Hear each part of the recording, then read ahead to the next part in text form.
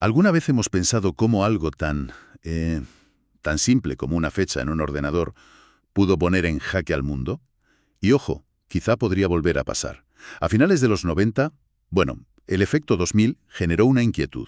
Palpable, ¿verdad? Sí, sí, totalmente. Había una sensación de incertidumbre muy grande. La pregunta es, ¿era un miedo fundado o una exageración? ¿Y podría repetirse? Pues son preguntas clave, la verdad. Hoy vamos a sumergirnos en dos grandes bugs, dos errores informáticos ligados al tiempo.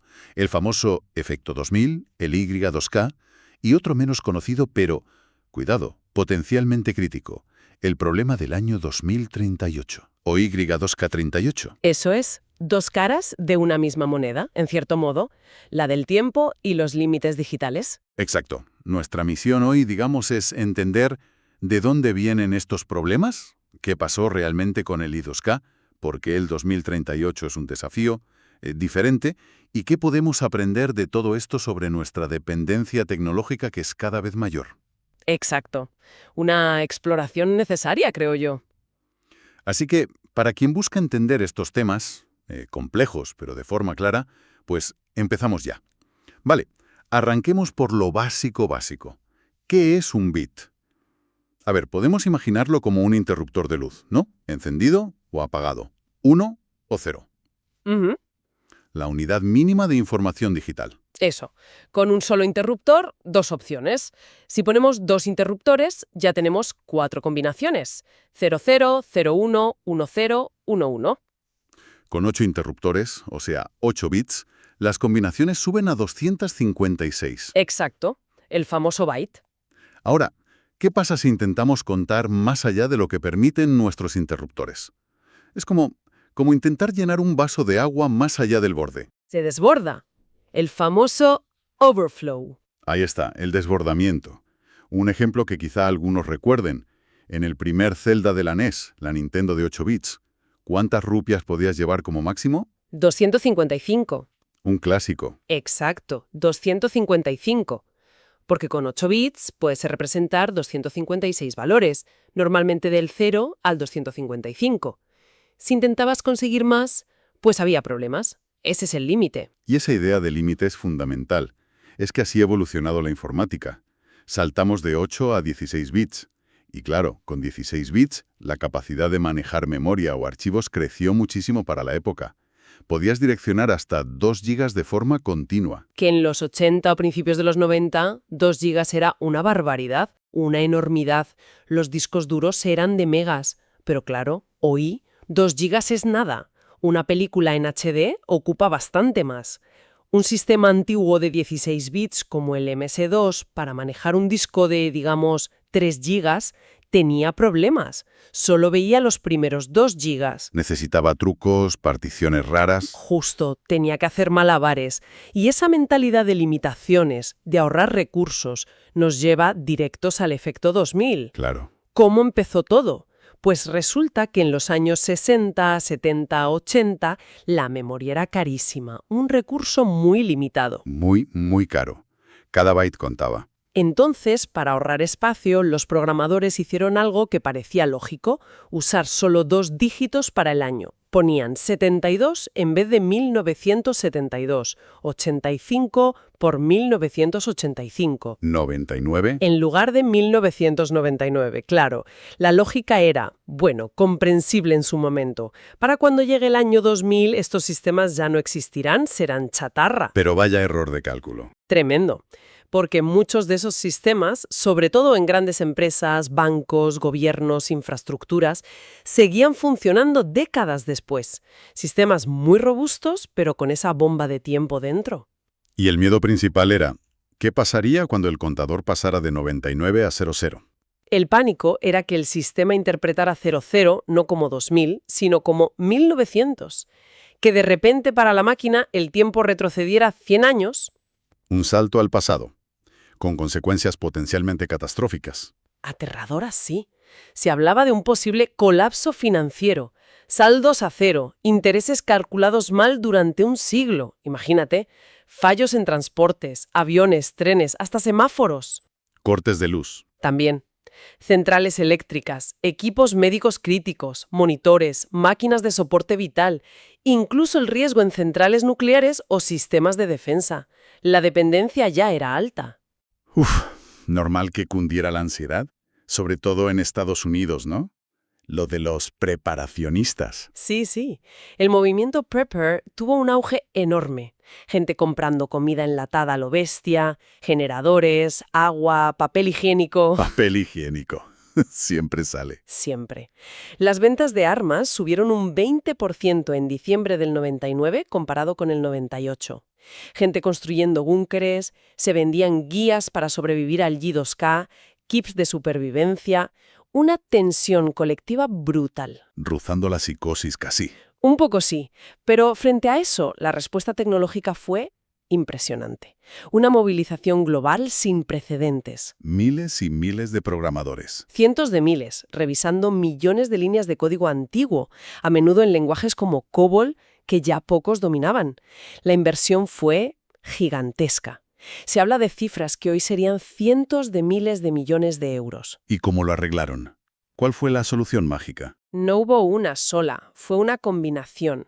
Sobre todo, parchear el software, modificarlo para que entendiera que 00 era 2000, actualizar hardware muy viejo que era imposible de parchear y, fundamentalmente, hacer pruebas, muchísimas pruebas y simulaciones en sistemas críticos. Y llegó el momento clave, la medianoche del 31 de diciembre de 1999. Aquí es donde la cosa se pone interesante. El mundo contuvo la respiración esperando el bug del milenio, el apocalipsis digital. ¿Y qué pasó? Pues que no pasó casi nada. ¿En serio? ¿Después de todo ese pánico? En líneas generales, la catástrofe no llegó. La prevención funcionó. Y funcionó muy, muy bien. O sea, fue un éxito disfrazado de fiasco mediático. Se podría decir así. Ojo, eso no quiere decir que no hubiera ningún fallo. Los hubo.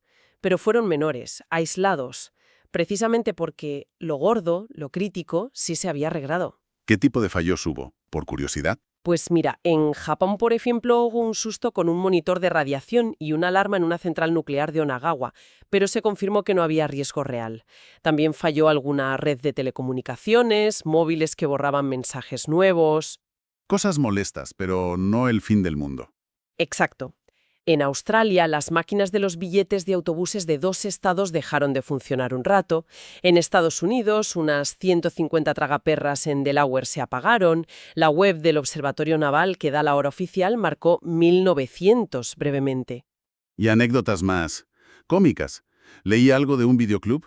Sí, un cliente recibió una factura de $91.000 por el supuesto alquiler de una peli durante 100 años. ¿Y una biblioteca escolar que multó con 100 años de retraso? Increíble. Pequeños ejemplos que demuestran que el problema era real, ¿no? Echadas en 1900 durante meses. En España, problemillas en algunas gasolineras, parquímetros. En Reino Unido, algunas tarjetas de crédito rechazadas. Lo interesante es el patrón. La misma vulnerabilidad básica, nacida décadas atrás, estaba por todas partes. Entonces, la conclusión sobre G2K es ¿exageración o amenaza real bien gestionada? La visión general es que la amenaza era muy real, potencialmente devastadora. Que no pasara nada grave no significa que no hubiera peligro. Significa que la prevención funcionó a lo bestia. Fue una victoria silenciosa de la ingeniería. Una lección aprendida entonces. Una lección enorme sobre la fragilidad del software antiguo en sistemas vitales y la importancia de invertir en prevención, aunque no sea glamuroso. Y esa lección nos lleva de cabeza al siguiente capítulo, el problema del año 2038, el I2K38. A veces lo llaman el heredero del I2K. Sí, aunque la raíz técnica es diferente, vuelve a tener que ver con cómo cuentan el tiempo los ordenadores y los límites de los bits. A ver, expliquemos la base técnica. Muchos sistemas actuales, muchísimos, sobre todo los basados en Unix o Linux, y eso incluye servidores, Android, MacOS, routers, un montón de aparatos, usan un método estándar para guardar la hora. El tiempo Unix o Unix Timestamp. Exacto. Guardan la hora como un número. Los segundos que han pasado desde la medianoche UTC del 1 de enero de 1970. Esa es la época Unix. Y la variable donde se guarda ese número se llama timesep. El kit de la cuestión es que, en los sistemas de 32 bits, que fueron el estándar durante mucho tiempo, esa variable timesep se definió como un número entero con signo de 32 bits. Con signo significa que uno de esos 32 bits se usa para decir si el número es positivo después de 1970 o negativo antes de 1970. ¿Y cuál es el límite de ese contador de 32 bits con signo? ¿Hasta dónde puede contar en positivo? Puede contar hasta 2147.483.647 segundos después de la época Unix. Ese momento exacto llegará a las 03.14.07 UTC del 19 de enero de 2038. ¿Y un segundo después? Un segundo después. SAS. Desbordamiento. Overflow. Otra vez el vaso que rebosa. Pero al ser con signo, el resultado es peculiar. Muy peculiar. Lo fascinante es que al sumar 1 a ese máximo positivo, el número da la vuelta, pero como tiene signo, no vuelve a 0. Salta al número negativo más grande posible en 32 bits con signo, menos 2147.483.648. ¿Y cómo interpreta eso un ordenador? Pues no lo interpreta como un poquito después de las 3 de la mañana de 2038. Lo interpreta como un tiempo muy anterior a 1970. Concretamente, las 20:45:52 UTC del 13 de diciembre de 1901. Otro salto al pasado. Las consecuencias suenan muy parecidas a las que se temían con el I2K. Muy similares, sí. Fallos en infraestructuras críticas, energía, agua, transporte, sistemas financieros, transacciones con fecha de 1901, dispositivos médicos, sistemas embebidos o integrados. Como en coches, electrodomésticos. Exacto. Coches electrodomésticos inteligentes, sensores industriales. El problema es que hoy dependemos de estos sistemas muchísimo más que en 1999. El impacto podría ser más generalizado. ¿Y por qué se dice que arreglar esto es más complejo que el Y2K? Porque no basta con un parche para que entienda bien 2 dígitos. El Y, KU38, afecta a cómo se representa el tiempo en su nivel más básico. La solución real es cambiar el tamaño de la variable timestamp, pasarla de 32 bits a 64 bits. Doble de bits, pero la capacidad de contar se multiplica. ¿Por cuánto? Por miles de millones. Pero claro, cambiar el tamaño de una variable tan fundamental como timestamp tiene un efecto dominó. Afecta a todo.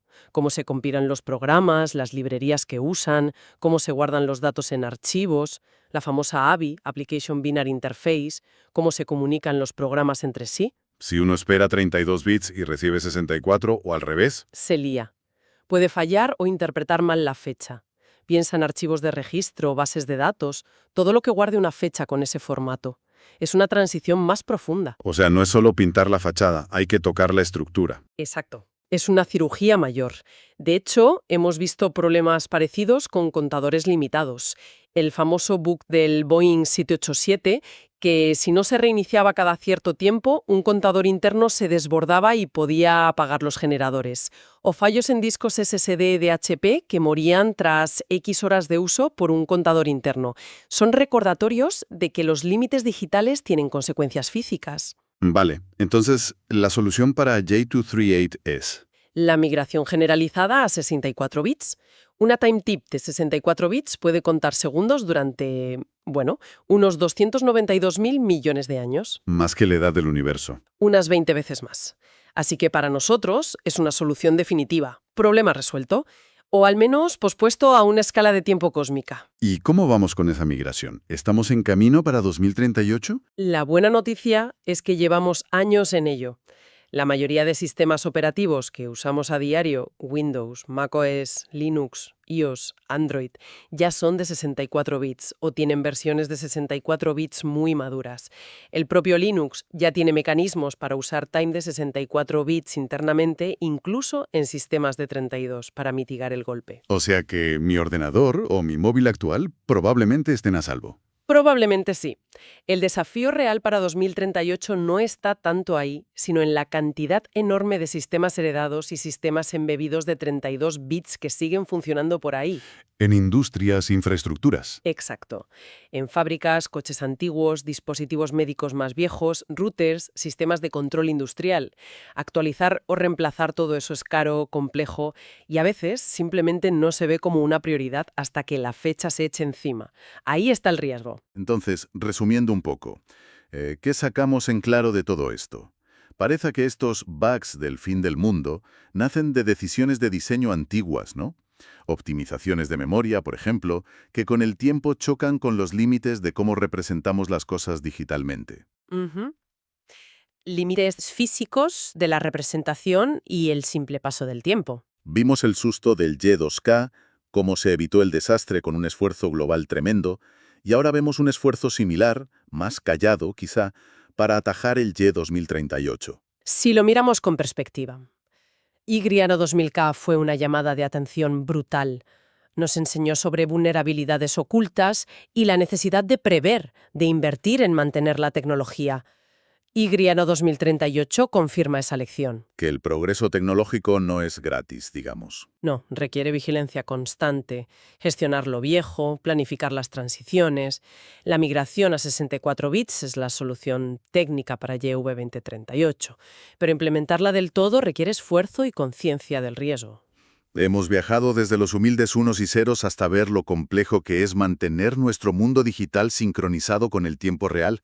El efecto 2000 fue un aviso. El problema 2038 es la prueba de si hemos aprendido a mirar a largo plazo. Y aunque pasar TimeShift de 64 bits solucione este problema concreto del tiempo, esto nos lleva a otra pregunta, ¿no? A ver, ¿Qué otras suposiciones, quizás más sutiles, estamos metiendo hoy en los cimientos de los sistemas increíblemente complejos que construimos?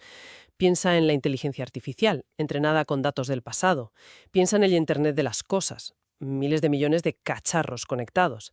La computación cuántica. ¿qué bombas de tiempo podríamos estar creando sin darnos cuenta? Exacto. ¿Qué limitaciones lógicas, qué dependencias inesperadas, qué sesgos estamos sembrando ahora, basados en nuestras optimizaciones y creencias actuales?